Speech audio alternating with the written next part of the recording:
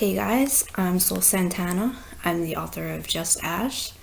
It's an own voices intersex young adult novel. So, intersex is when a person is born with some combination of physical characteristics belonging to both the male and the female sex conventionally. And this is a real condition. It affects about 2% of the worldwide population, meaning there are roughly as many intersex people in the world as people with red hair or green eyes. It's just that red hair and green eyes tend to be more visible, right?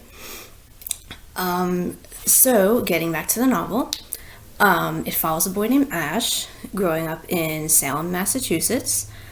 He's intersex. It was his parents who decided to raise him as a boy, and he's pretty comfortable with that arrangement. That's how he identifies.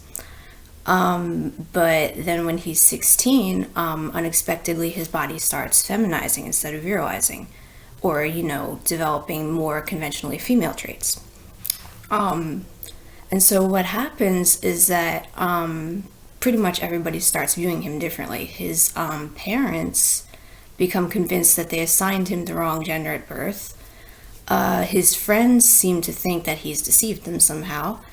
Even his teachers start socializing him differently. And of course, that all comes to a head where eventually he has to decide who he really is and stand up for who that person might be. And so I guess the point of the novel is kind of to explore what it means to be male versus what it means to be female, why the distinctions are sometimes arbitrary, and of course, most importantly, why you're really the only person who gets to decide at the end of the day. Going into this, I wrote it for a couple of reasons. Number one being that there was a dearth of this kind of material, and I figured, I would try and fill in the dearth a tiny bit and maybe encourage other people to do the same, because we need more intersex stories for sure. It's a very wide variety of conditions, and it's not just the one condition in this book.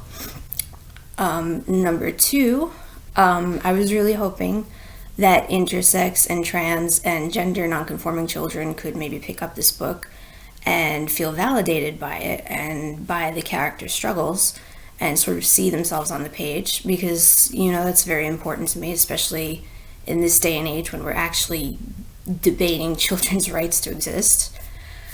And number three, I guess I was hoping to a tiny bit educate the perisex or the non-intersex community a little bit, because through nobody's fault, most people don't know that this is a real thing.